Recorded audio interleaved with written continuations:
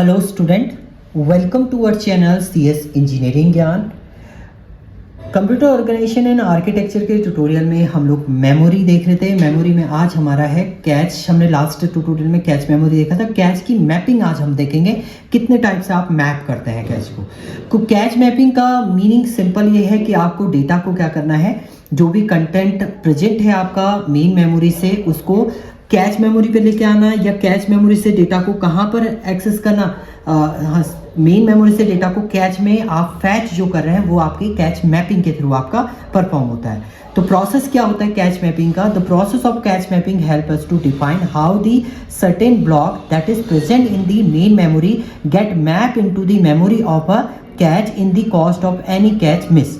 बिना किसी catch missing के आपका डेटा जो है वो क्या कर रहे हैं, आप मैप कर रहे हैं, वो आपका कहलाता है cache mapping. And cache mapping refer to the technique using which we bring the main memory into the cache memory. Main memory के डेटा को आप कैच मेमोरी के अंदर ब्रिंग अप कर रहे हैं, तो वो आपका कैच मैपिंग होती है। जैसे यहाँ पर लिखा भी है, देखिए ये प्रोसेसर है आपका, एज अ CPU है, जिसमें रजिस्टर है आपके, वर्ड की फॉर्म में डेटा एक्सेस करेगा। ये कैच मेमोरी है, मेन मेमोरी है, सेकेंडरी मेमोरी है। और मेन मेमोरी कैच मेमोरी से डेटा जब आपका लेगा तो वो कैच मैपिंग के थ्रू आपका डेटा क्या करता है, एक्सेस करता है, ब्लॉक ऑफ डेटा आपका एक्सेस होगा। जबकि सेकेंडरी मेमोरी से डेटा जो है वर्चुअल मेमोरी मैपिंग होती है आपकी, पेज रिप्लेसमेंट एल्गोरिथम इसमें रहती है, स्वैप इन स्वैप आउट इसके केस में होता है, बट यहाँ पर आपका कैच मैपिंग होती है।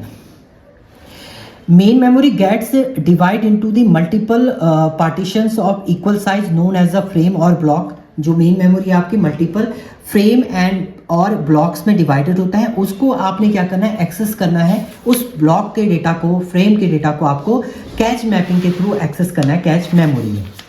The cache memory is actually divide into the various partition of the same size as a block known as line.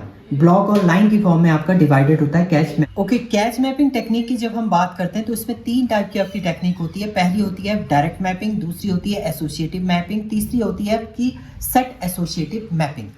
तो डायरेक्ट मैपिंग की जब हम बात करते हैं, in this mapping the main memory block are directly map into the particular cache memory line. मतलब जो main memory में आपके फ्रेम हैं, जो आपके ब्लॉक हैं, वो डायरेक्टली आपके जो कैच मेमोरी के ब्लॉक हैं उसमें डायरेक्टली आपका फैच हो जाता है।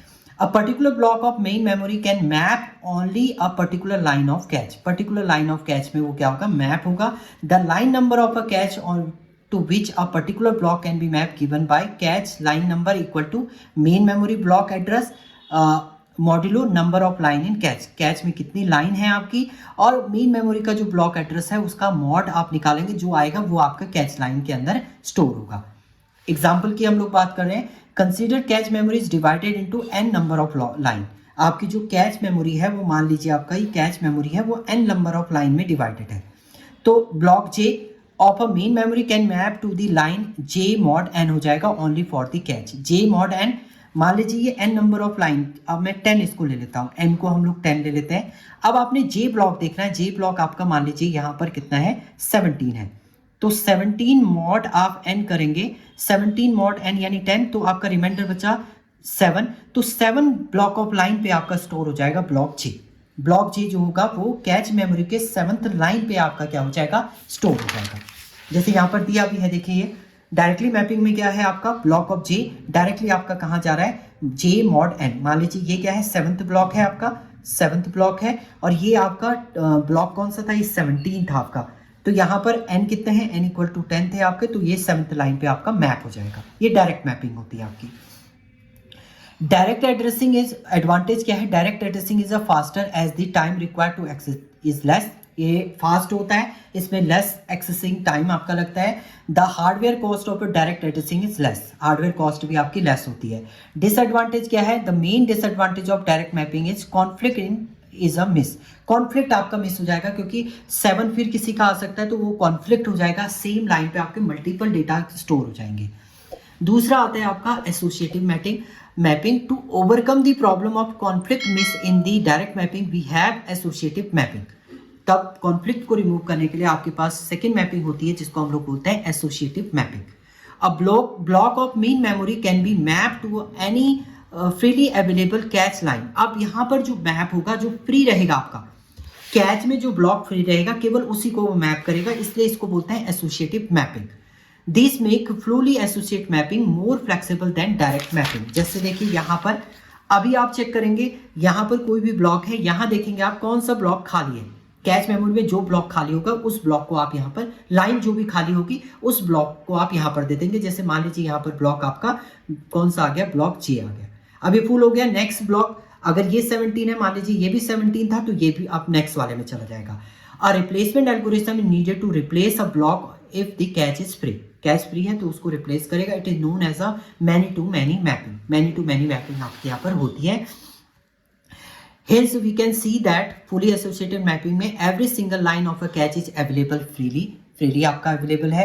Thus any main memory block can be mapped to a line of a cache। Catch के साथ किसी को भी मैप कर सकता है। In case all the cache line are occupy, अगर सारी लाइनें ऑक्यूपाई हो जाएंगी, one of the block that existing already need to be replaced।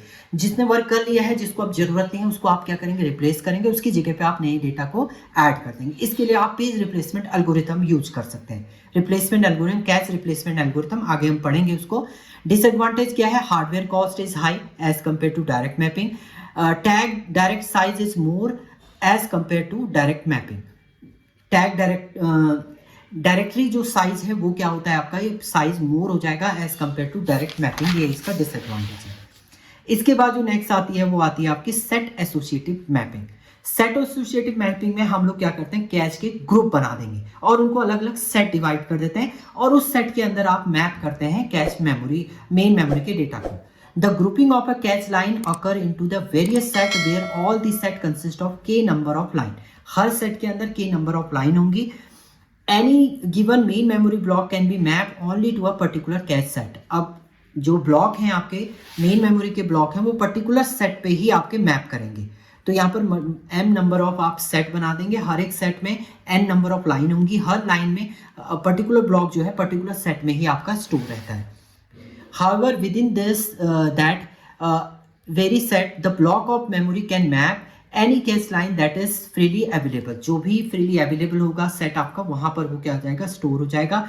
The cache set to which certain main memory block and map is basically, ये formula है आपका, cache set number equal to block address of a main memory modulo total number of set present in the cache. Total number of set कितने हैं आपके वो, तो इससे आपका पता चलेगा कि वो किस सेट पे, किस टैग पे और किस वैल्यू पे वो क्या करेगा, आपका स्टोर रहेगा। तो इस फॉर्मूले से आप इसको two way set associative mapping भी इसको हम लोग बोलते हैं।